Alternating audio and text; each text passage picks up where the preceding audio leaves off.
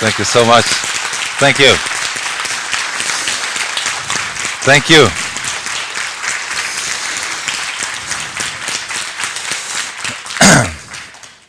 Thank you so much, Ingrid, for inviting me to address you people and the Swedish Free Press Society. I'm very happy to be in your midst today, and not 10, not 100, and not 1,000 demonstrators would keep me away from Sweden.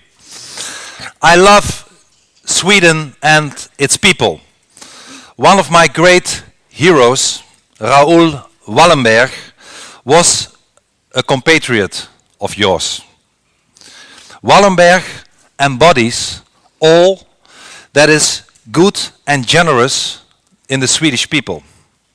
He defended the freedom and dignity of others. He protected those who had been marked for death by an evil ideology, and he gave his own life for it. And recently, the Swedish, your Minister of Integration, Mr. Erik Ullenhag, was in The Hague, in the Netherlands, on the occasion of the 100th anniversary of Wallenberg's birthday. And your minister unfortunately abused the occasion to attack my party, the Dutch Party for Freedom. Mr. Ullenhag said in Holland that in Sweden a party like mine would never be given the opportunity to influence politics. And I wonder first what these remarks had to do with Wallenberg. But I know that your minister, Mr. Ullenhag, is wrong. Like the Netherlands, Sweden and all other Western European countries need a party defending freedom. Because Sweden has the same problems as the Netherlands, as Denmark, as the rest of the Western world. We are all in the same boat. Our freedoms are in danger. Our political and especially our often leftish and liberal media establishment turn a blind eye to the largest threat to liberty in our present age. And this threat, whether we like it or not, is called Islam.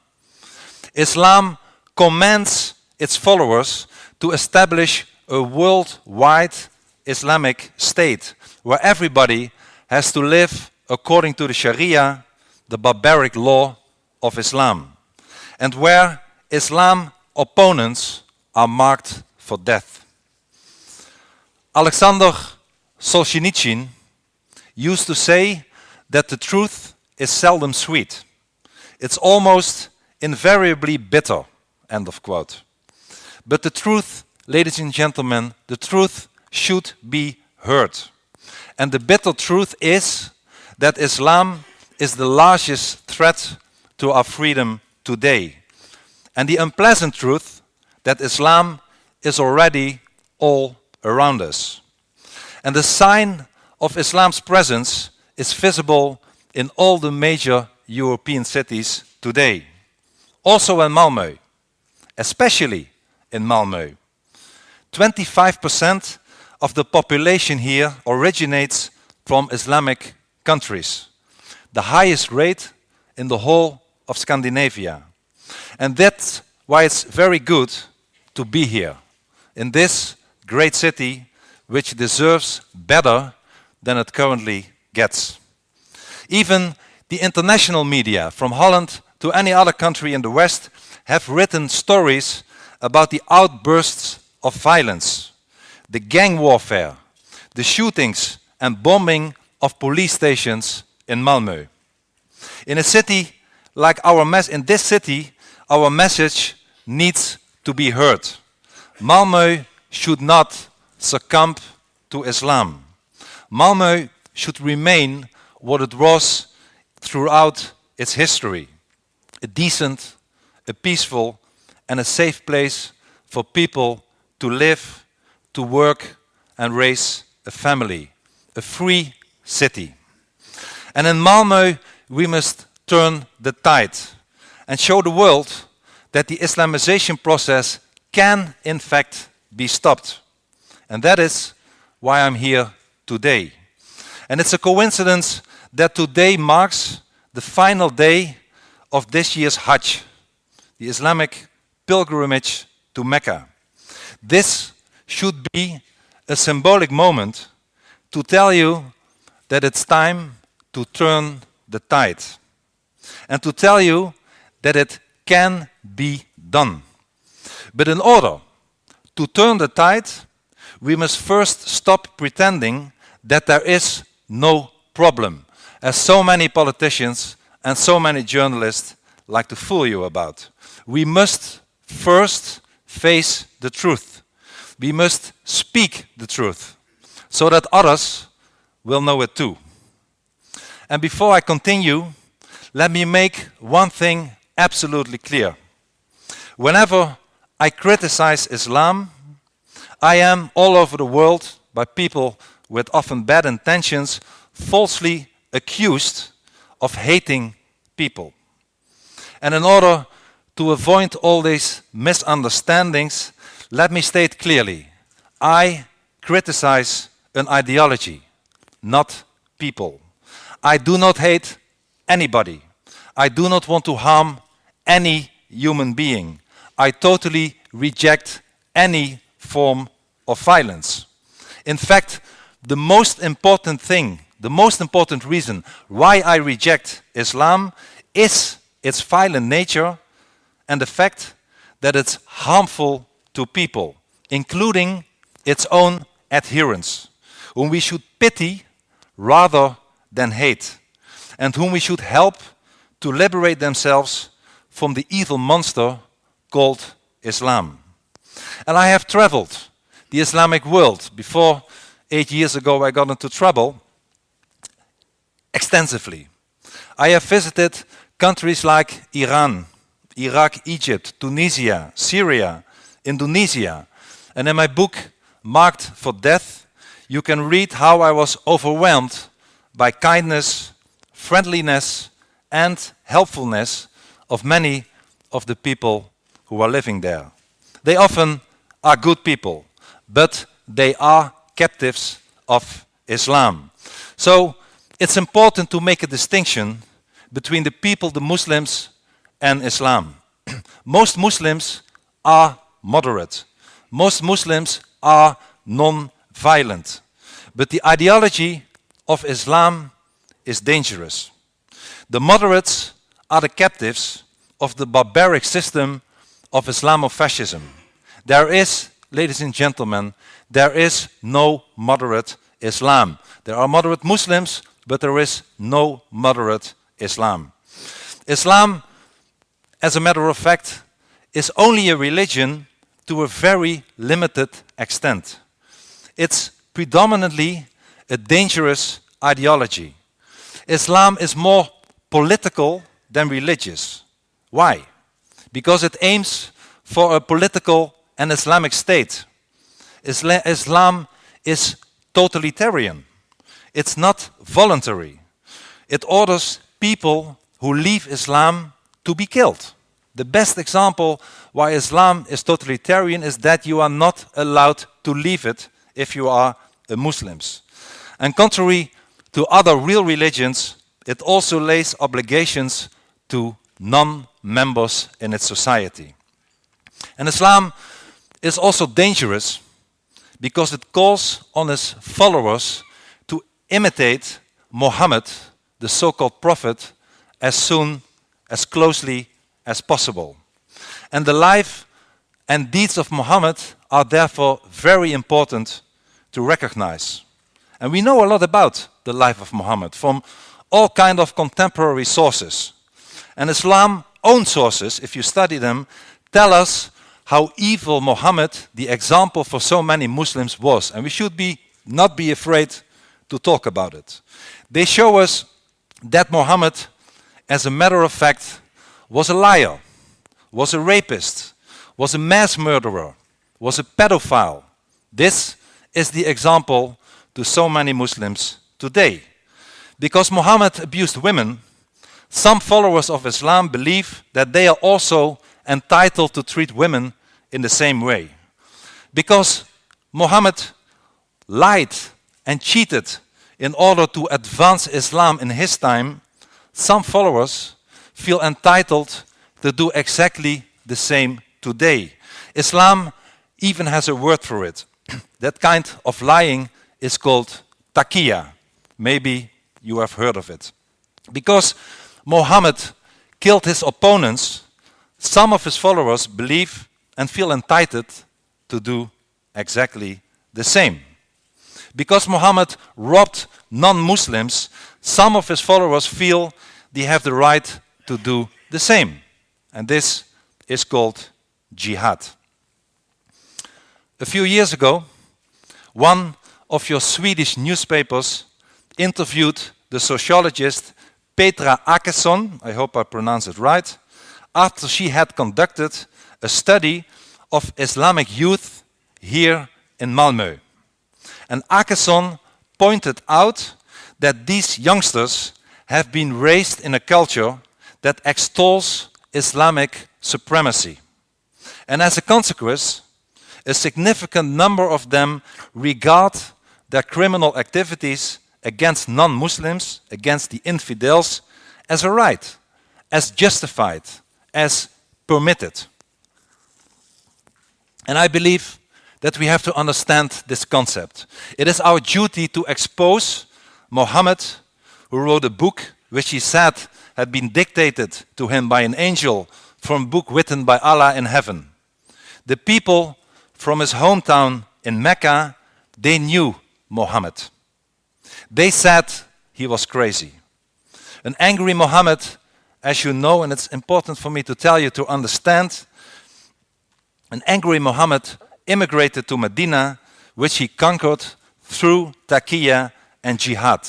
And later he returned to Mecca and conquered it with his troops, eradicating its tradition of openness and religious tolerance. And everywhere, if you look in the history of mankind, everywhere where Islam has gained a foothold, it has brought tremendous human suffering.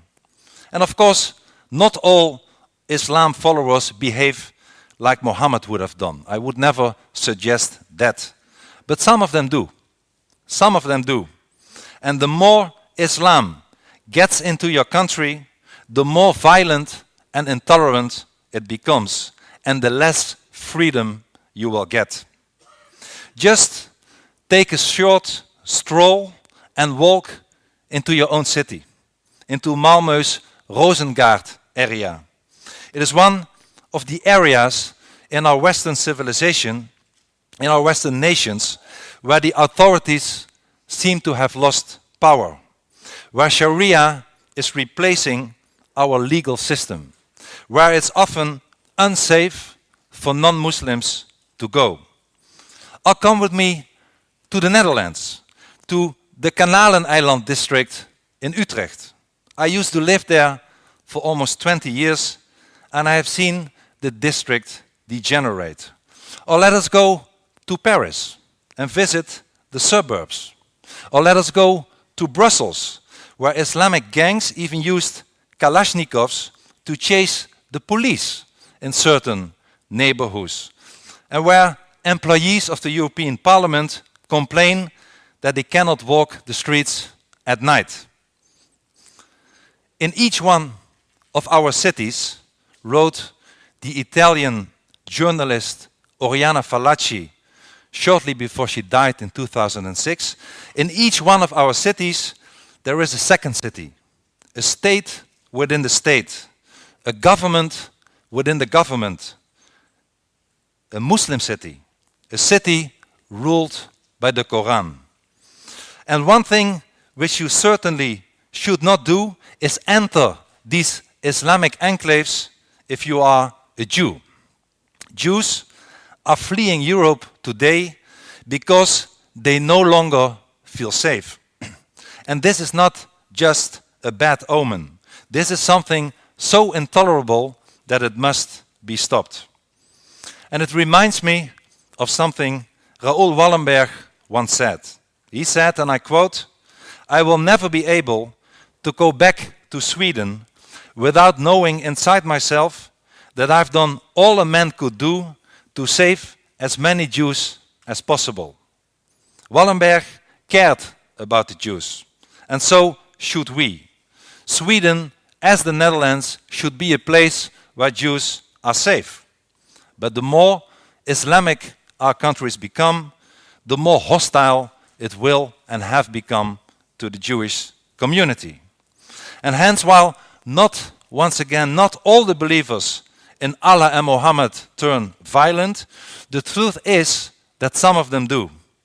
And they do so because Islam, the ideology, incites them to.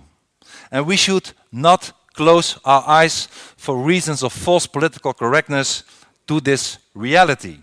If we do so at our own peril. The more Islam one gets in a society, the less civilized it becomes, and the less free it becomes. It is no coincidence, ladies and gentlemen, it is no coincidence that all the Islamic states in the world demand today that freedom of speech be curtailed and that criticism of Islam and its prophet should be forbidden. They even ask the United Nations to act on that. And as I said, because there is no such thing as a moderate Islam, the Islamization of our society is a very dangerous threat.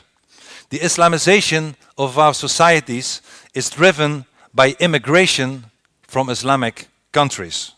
Muhammad himself, as we remember, conquered Medina through the method of immigration, or hijrah, as it's called in Islam. And we have to stop the immigration to our countries from Islamic countries. We have to halt the process of the Islamization.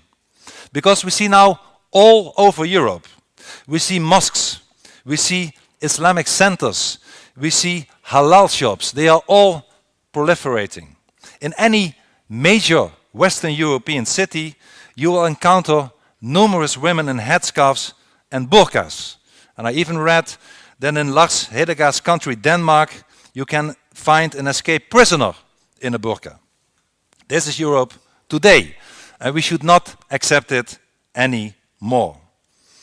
Open the pages of our newspapers, and you will read horrific stories about women being trampled, female genital mutilation and honor killings in our own backyards. And we should not accept this any longer. Winston Churchill, confronted with Nazi tyranny, said, we all remember that, never give in. Never, never, never, in nothing great or small, large or petty, never give in except to convictions of honor and good sense. And this motto of Churchill should be the motto of the free world. It certainly is my motto. It should be painted in bright letters on the walls on also Malmö's town hall. Never give in. Never give in nothing great or small. Because if the free world gives in to the demands of Islam, it will perish and all our freedoms will be extinguished. And I know that last month, a mosque in the Stockholm district of Botkyrka received permission to broadcast Islamic prayer from its 32-meter minaret. And we should once again not accept that. Ismail Okur, the chairman of this Botkyrka Islamic Association in Stockholm, said, we want to have Islamic and religious freedom. But ladies and gentlemen, Islam is not a genuine religion. Islam itself does not even allow religious freedom. It does not allow the choice for people to reject Islam. It orders that people who leave Islam, that apostates, that renegades, should, as a matter of fact, be killed. And the fact that the Islamic prayer call is not heard on the streets does not in any way limit the freedom for Muslims. They are free to believe whatever they want. In countries like ours, they are free to say whatever they want. But this does not include the right to blast through loudspeakers over our cities to hear for us all, even in the privacy of our own homes, the message that there is no God but Allah and Muhammad is the messenger of Allah. If they are allowed to shout this Islamic battle cry, because it is a battle cry through loudspeakers, others should be allowed to shout through their own loudspeakers from their own highest towers to the whole world, including the privacy of their houses, that Allah, as a matter of fact, is a false God, that Muhammad was a fraud, and that Islam is a threat.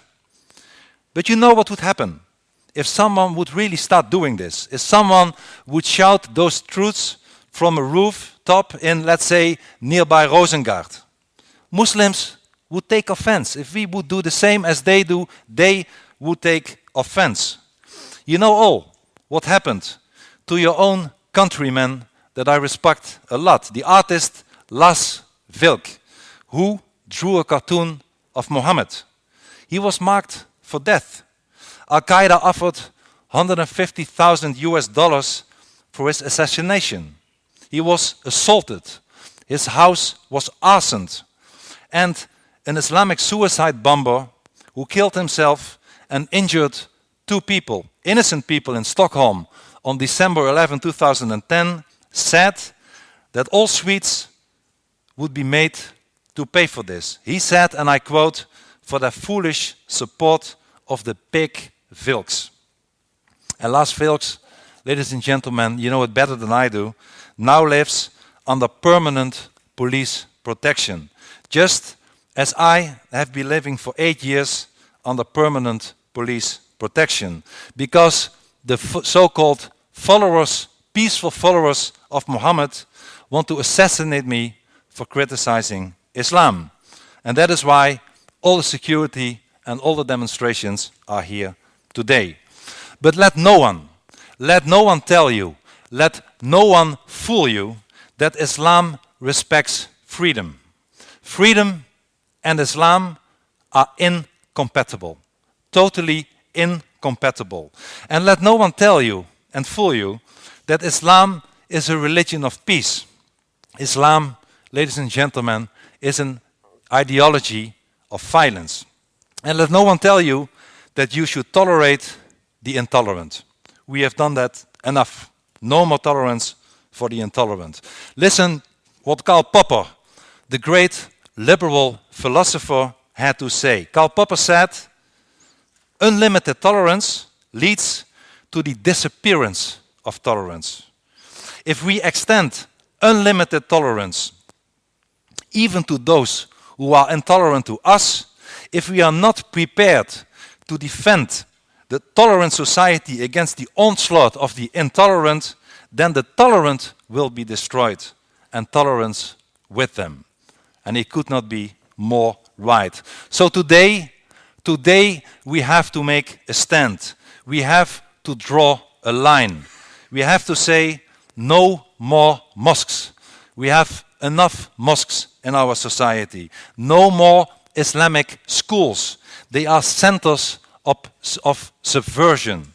No more immigration of Islamic countries. Stop it. Enough Islam. And all criminal immigrants with dual nationality have to be expelled. We have to draw a red line. If you assimilate to our society, if you behave according to our values, to our constitution, to our laws, then you are welcome to stay. And if you don't, there is the door and we will send you packing. Ladies and gentlemen, today Islam has the audacity and the arrogance to tell us that we, its victims, are not tolerant enough against Islam. Islam is telling us that it will not accept criticism of Islam anymore. And recently, we all remember that, on 9/11, an American ambassador was tortured and murdered because one of his countrymen, a Coptic Egyptian-born American citizen, had made a movie about Muhammad. And unfortunately, many Western leaders and media seem to be in the grip of a cowardly appeasement mentality which is harmful to our Western liberties. Martin Schulz, the president of the European Parliament, condemned, and I quote, not only the content, but also the distribution of such a movie. And Mr. Schulz will be one of the 3 EU leaders who will travel to Oslo shortly to accept this year's Nobel Peace Prize. That is the guy who said that he did not want for a movie who was critical about Islam, whatever you think about the movie, to be distributed anymore. And President Obama, another Nobel Peace Prize winner, called the movie crude and disgusting. And he added, and I quote President Obama, "The future must not belong to those who slander the Prophet Muhammad."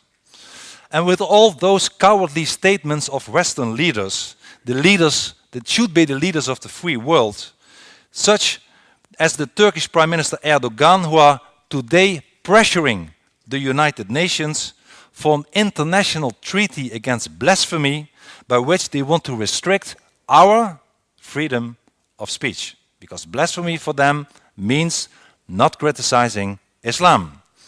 And instead of our leaders forcibly speaking out in favor of freedom of speech, instead of standing firm, our leaders, for our liberties, instead of following Churchill's example by never giving in, nothing great or small, Western politicians are cowards and cower to Islamic sensitivities by stating how offended they all are by the movie of a private individual in Los Angeles.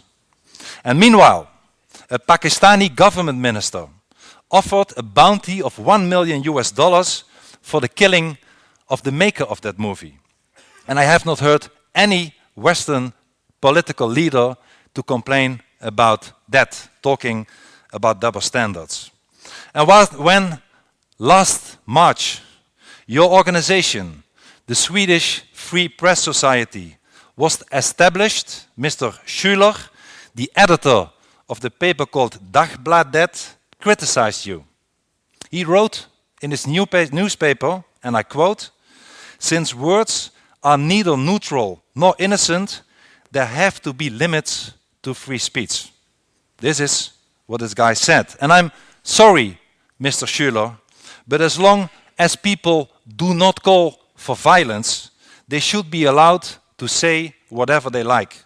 And this is why I want in all our Western constitutions a clause similar to the American First Amendment. I defend the right of every imam to express his disapproval of our liberties and democracy.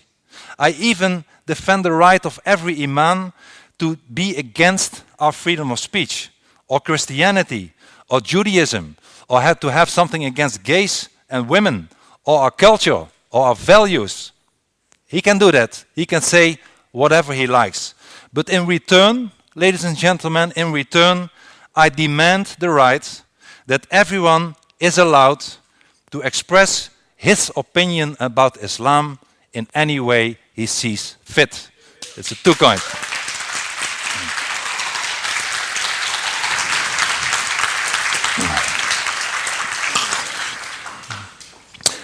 And since Islam does not grant us our freedom, it should not be given the freedom to rob us of our liberties. My friends, as I said, the truth is bitter and unpleasant. But we should not shirk from our responsibilities. We must say what we have to say, and we must do what we have to do. Because if we do what we have to do, there will be hope. And we can still turn the tide. I'm positive we can still turn the tide of the Islamization. And we can do so by appealing to the loyalty of our people, to their identity, and to their national freedom. We can stop Islam by rallying around our national flag and by defending our national identity. It's very important, our national identity, because our nation states are the embodiment of our liberties and our freedom. And let us defend our liberties and our freedom by defending our own nation states. And Europe's Islamization, it's not only a Swedish and a Dutch problem, it's a problem of Europe. And Europe's Islamization stems from the cultural relativism which during the past decades has undermined our national resolve. Cultural relativist dictates that all cultures are equal, equally morally and valuable. And if all cultures are equal, it follows that the state, that's a logical consequence, cannot promote any specific culture or value, even when it's the culture of its own people. And therefore I believe that cultural relativists deny that immigrants should assimilate, since that would champion European culture over the immigrants' culture. And they, the cultural relativists, they tell us that Islamic newcomers who settle in our cities and in our countries and in our villages, that they get the message, you are free to violate our norms and values, since we believe that your culture is as good as ours. And ladies and gentlemen, this is a lie. This is not true. Cultures are not equal. Our culture, based on humanism, on Christianity, on Judaism, is far better than the barbaric Islamic culture. And we should be proud of our culture.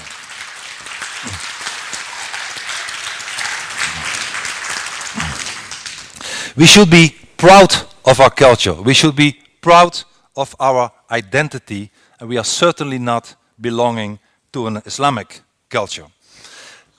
The cultural relativists are, as a matter of fact, the facilitators of Islam.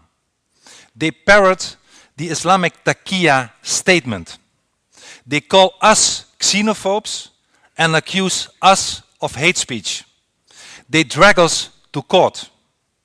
People like myself, people like my friend Lars Hedegaard from Denmark, but many others as well, have been subjected to endless time, energy and money consuming trials for speaking the truth about Islam.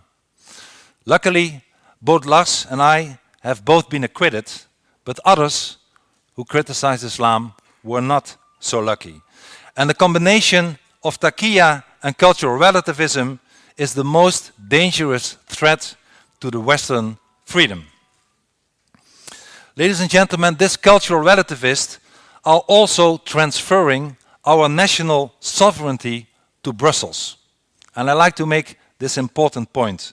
They tell us that the nation states are dangerous relics from the past. They tell us that the European Union is needed in order to avoid a war. Even the Oslo Nobel Committee is saying this. And the cause of the Second World War, as we all know, was not the existence of a nation state. The cause of the Second World War was the disgusting Nazi ideology. And the remedy against totalitarianism is not building a European superstate. We cannot safeguard our liberties by robbing our countries of their sovereignty and transferring it to faraway Brussels. Because you know what would happen then. We get cultural relativists, such as your own Cecilia Malmström, who impose uniform policies to all our nations, for instance, by throwing our borders open to have even more immigrants from other countries. And Mrs. Cecilia Malmström belongs to the same party as Minister Uhlenhaag. And I wrote her a letter earlier this year inviting her to visit our immigration neighborhoods in the Netherlands. but she did not answer. And I can understand. I can really understand why you sent her to Brussels, but now we are stuck with her, and I don't like that so much.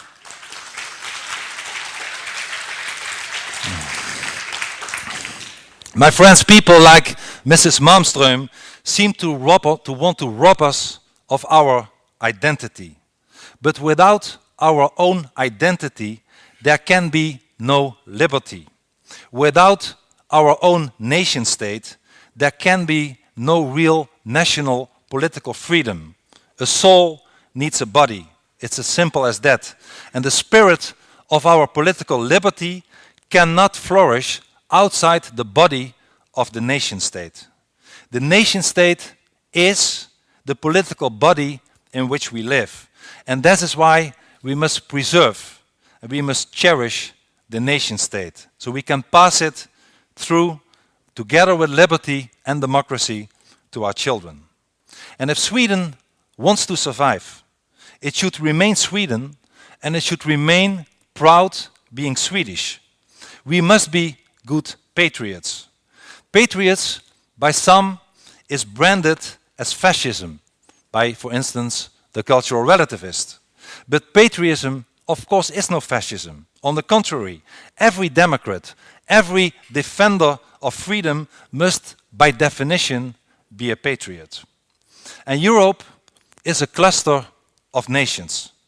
And the strength of Europe is diversity. Uniformity is a characteristic of Islam, not of Europe. Islam, as we know, eradicated the national identities of all the people it conquered in the past.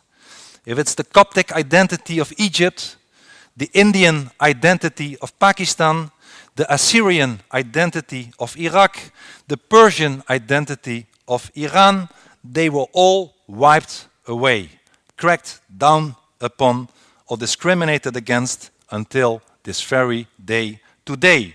Islam, ladies and gentlemen, wants all nations to be replaced by what they call the Ummah, the common identity of the nation of Islam, to which we all have to be subservient, and to which we all our national identities have to vanish. And do not let the Swedish identity be swept away by the Ummah. As a national identity ties an individual to an inheritance, to a tradition, to a loyalty, to a culture. National identity is an inclusive identity. It considers everyone to be equal, whatever his religion or race, who is willing to assimilate into a nation by sharing its fate and the future of its people. And the Brussels bureaucrats and the leftist intellectuals consider patriotism a dangerous relic from the past. So they oppose Europe's national identities. But so does Islam, which does not want the faithful to assimilate and adopt another loyalty than the loyalty to Islam and to the Ummah. And there is the problem of so many immigrants in our societies. This message, ladies and gentlemen, is one of which the Eurocrats do not want to hear. But it's the truth. Without self-governance, without self-determination, there will be no preservation of our identity. And if we don't know that, we can never win the fight against the Islam. My friends, we need to give political power back to the nation state in the name of our freedom, in the name of democracy, in the name of human dignity. We need a resurgence of our national pride, a love of our own country and institutions. And by defending these nation states, we defend our own identity and our liberty. Ladies and gentlemen, dear friends, it is time to act. We must make haste. Time is running out for Sweden, for Holland, for Germany, for the free Western world. As Ronald Reagan said, We need to act today to preserve tomorrow. And I like to sum it up with a short summary of 5 things I believe we need to do in order to preserve our freedoms. First, as I said, we must defend freedom of speech. It is the most important of all our liberties. We have to have an American kind of First Amendment in our own Constitution.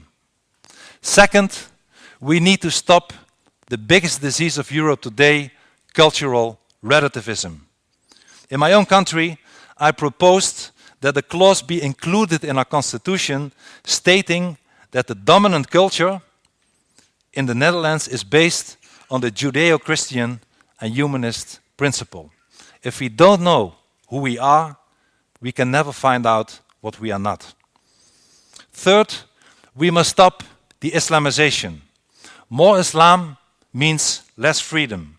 We have enough Islam in our societies. So we must stop the immigration from Islamic countries. We should stop one more mosque to be built in our societies. We should close down all Islamic schools. Fourth, we must restore the supremacy and the sovereignty of the nation state that I just spoke about. And finally, we should all help, it's our duty to help the state of Israel. Israel is the nation state of the Jewish people. Israel is in jihad's front line. Israel is a beacon of light in an area of total darkness. Israel is fighting our fight. We should help Israel survive, not only for them, but also for ourselves.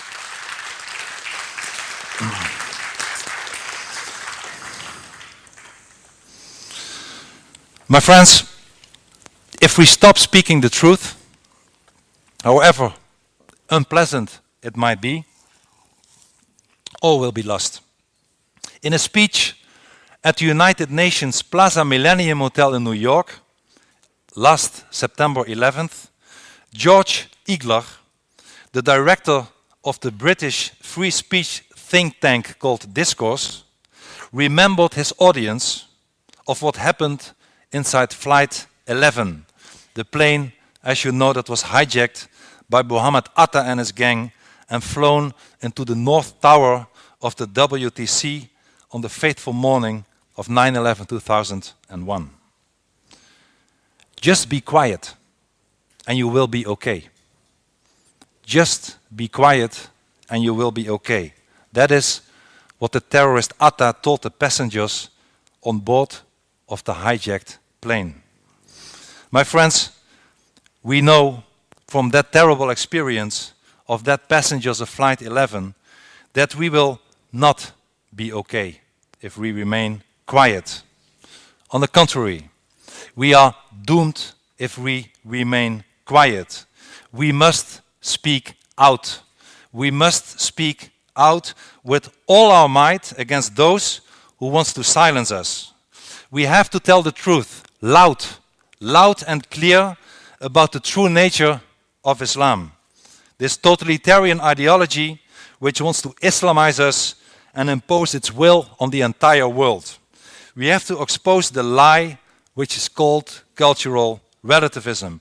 We must struggle every day again against the rising tide of Islamization, even when the cultural relativists in media and governments succumb to it.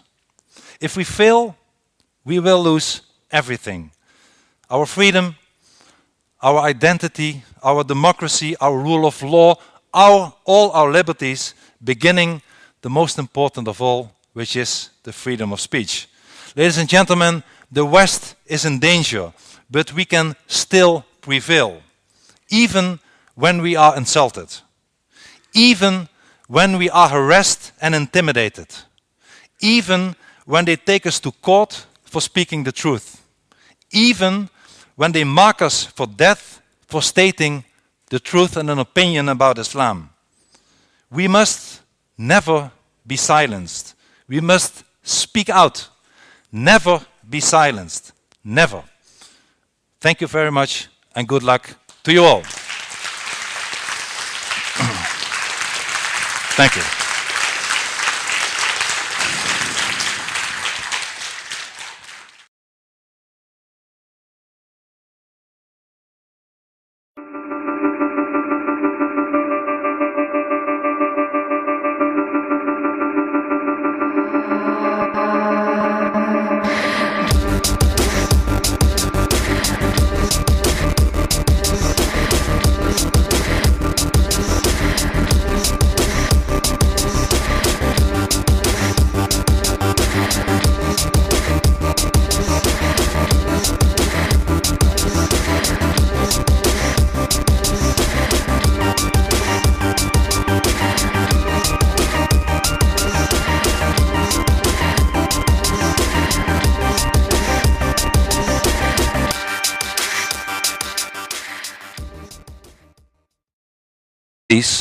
All that is good and generous in the Swedish people. He defended the freedom and dignity of others. He protected those who had been marked for death by an evil ideology. And he gave his own life for it. And recently, the Swedish Young Minister of Integration, Mr. Erik Ullenhag, was in The Hague, in the Netherlands, on the occasion of the 100th anniversary of Wallenberg's birthday. And your minister unfortunately abused the occasion to attack my party, the Dutch Party for Freedom. Mr. Ullenhag said in Holland that in Sweden a party like mine would never be given the opportunity to influence politics. And I wonder first what these remarks had to do with Wallenberg. But I know that your minister, Mr. Ullenhag, is wrong. Like the Netherlands, Sweden and all other Western European countries need a party defending freedom. Because Sweden has the same problems as the Netherlands, as Denmark, as the rest of the Western world. We are all in the same boat. Our freedoms are in danger. Our political and especially our, as so many politicians and so many journalists like to fool you about. We must first face the truth. We must speak the truth so that others will know it too. And before I continue, let me make one thing absolutely clear.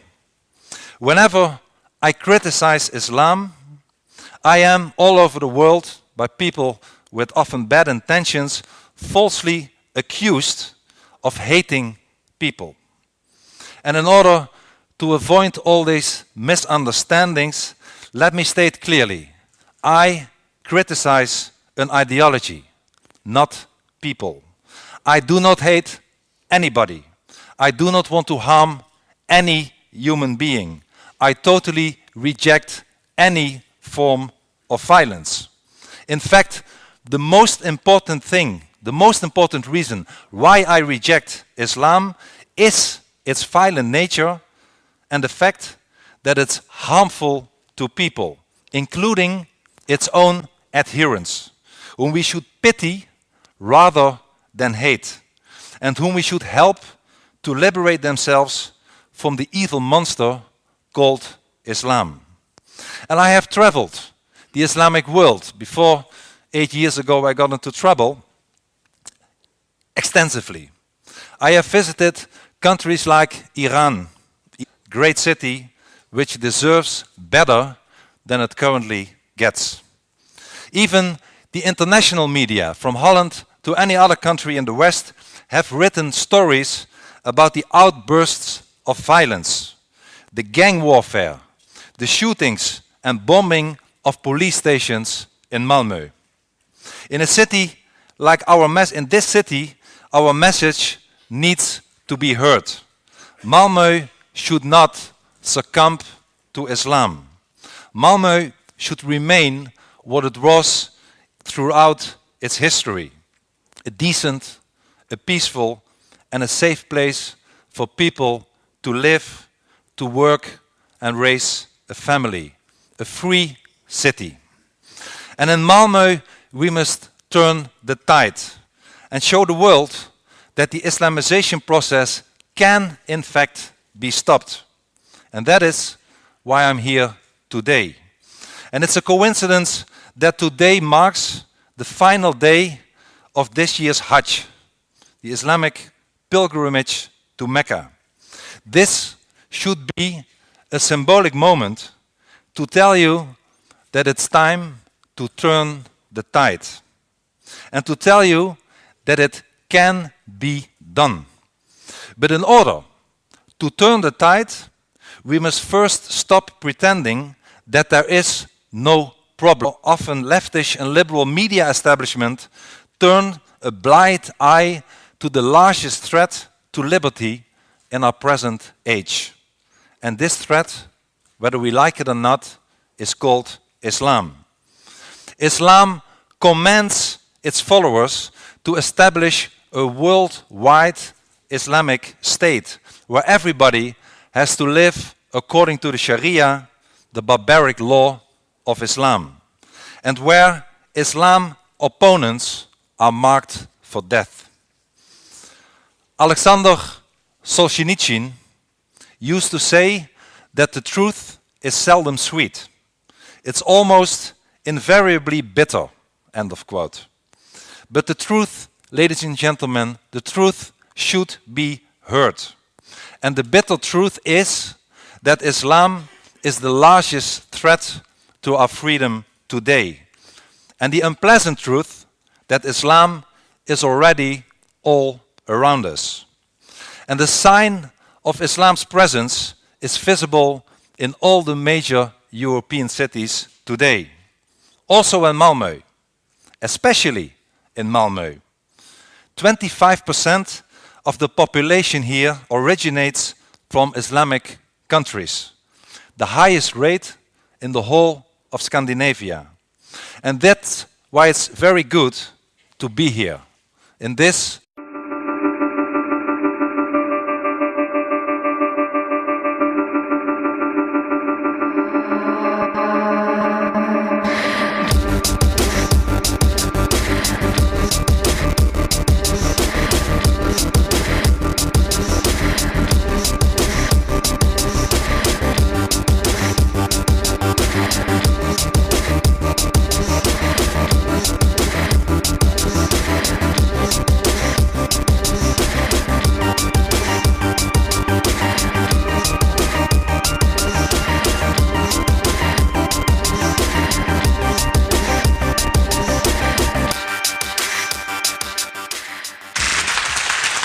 Thank you so much. Thank you. Thank you.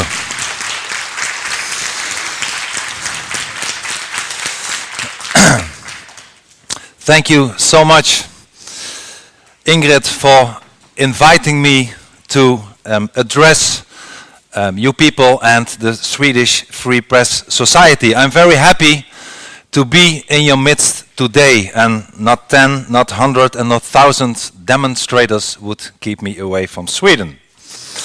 I love Sweden and its people. One of my great heroes, Raoul Wallenberg, was a compatriot of yours. Wallenberg embodied